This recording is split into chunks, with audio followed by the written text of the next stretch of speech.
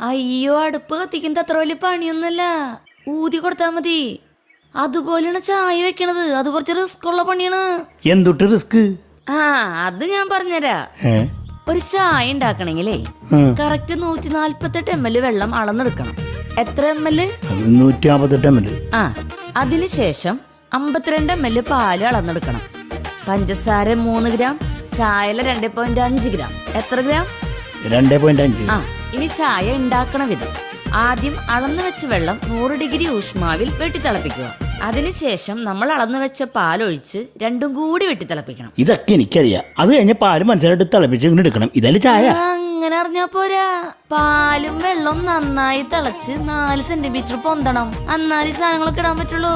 ഇനി ഇതെല്ലാം കൂടി ഒരു നിശ്ചിത ഊഷ്മാവിൽ തിളച്ച് 5 സെന്റിമീറ്റർ പൊന്തുമ്പോൾ തീ കുറച്ച് 2 മിനിറ്റ് വെയിറ്റ് ചെയ്യണം.